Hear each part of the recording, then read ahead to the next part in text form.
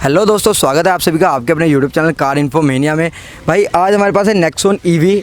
इससे पहले एक वीडियो अपलोडेड हो चुकी है जिसमें कि जो अनिल यादव जी ओनर है उन्होंने पूरा अपना एक्सपीरियंस शेयर किया है। अराउंड 7 मंथ्स का 7000 किलोमीटर उन्होंने गाड़ी ड्राइव कर ली है। वो वीडियो जाके जरूर देखिए अगर आप नेक्सॉन ईवी या कोई ईवी गाड़ी लेना चाहते हैं, टिगोर ईवी के बारे में सोच रहे हो तो एक इलेक्ट्रिक गाड़ी का रखने का क्या एक्सपीरियंस होता है। और फर्स्ट बायर है, इनकी फर्स्ट कार ही इलेक्ट्रिक थी तो इनका एक्सपीरियंस कुछ अलग था। वो वीडियो आप जाकर जरूर देखिएगा जिसमें हमने प्रॉपर सारी चीज़ें कवर की हैं।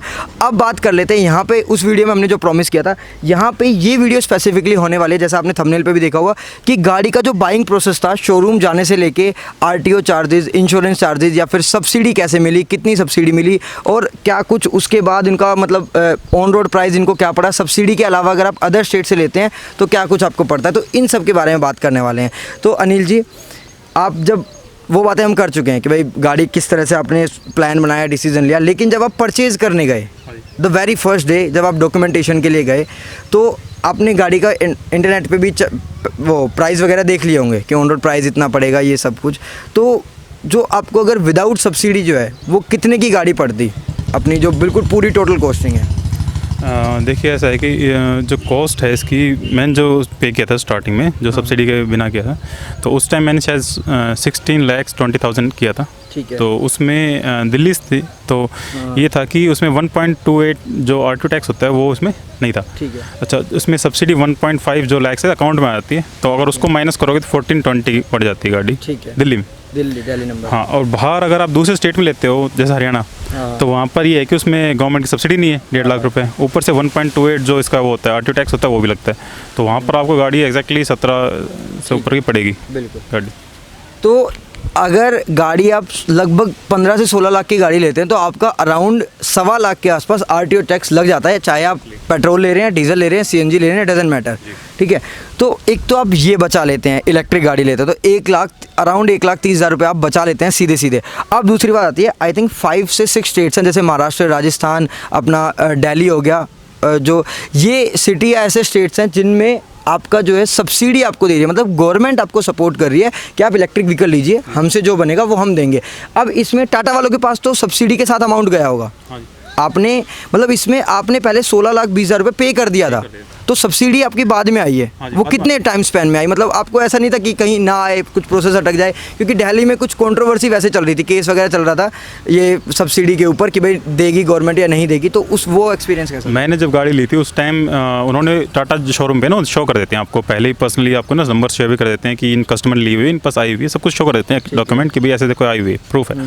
तो जब मैंने ली थी उस टाइम वो प्रॉब्लम जस्ट अराइज हुई थी। ठीक है। जो केस हुआ था ना, लेकिन मेरा वो प्रोसेसिंग चला गया था तो उस टाइम मेरी वो हो गई थी, वो है ना, सब्सिडी आ गई। हाँ, तो उसमें टाइम उन्होंने बोलता है कि 1 महीना लगता है, पर 1 महीने से पहले आ गई थी। 1 महीने से पहले मतलब डायरेक्टली जो अकाउंट से जिसे आपने पेमेंट किया था उस अकाउंट से आपकी डायरेक्टली क्रेडिट हो गई थी। कितना अमाउंट आया था टोटल सब्सिडी का? 1.5 लाख।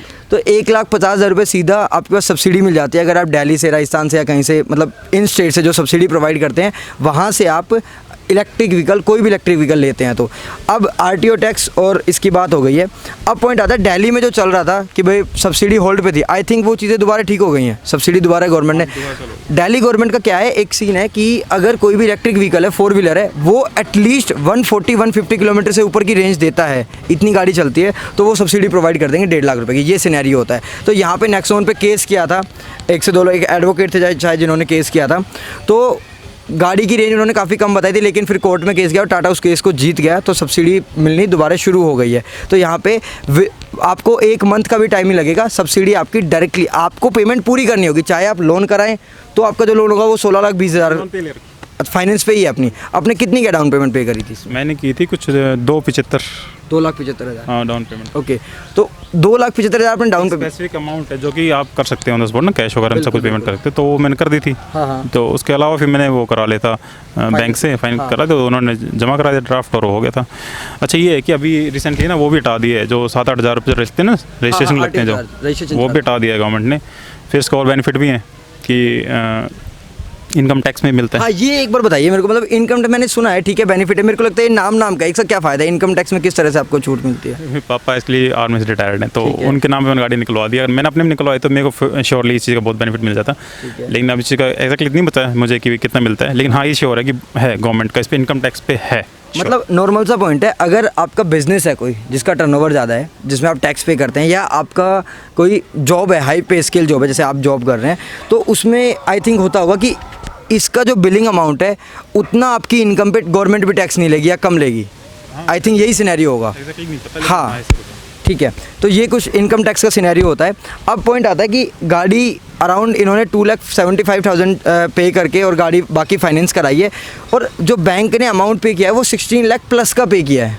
ये कैसे हुआ? वो फिर 1.5 लाख कैसे एडजस्ट हुआ? वो 1.5 तो आपके अकाउंट में आता है। ठीक है। जैसे कि इसका जो कॉस्ट था 1620 था, हाँ हाँ तो मैंने 275 वो वैसे पे कर दिया था, बचा हुआ लोन से ड्राफ्ट चला गया था।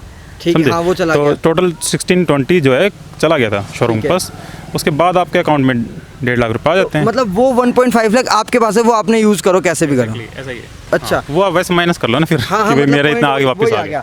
मतलब एक तरह से आपने 16,20,000 आपने गाड़ी की जो है कॉस्टिंग है उस आपने 2,75,000 पे कर दिया, आपने 2 लाख पे कर दिया, 4 लाख जो भी अमाउंट आपने पे कर दिया, उसके बाद फाइनेंस आपका हो चुका है जो भी स्पेयर अमाउंट था।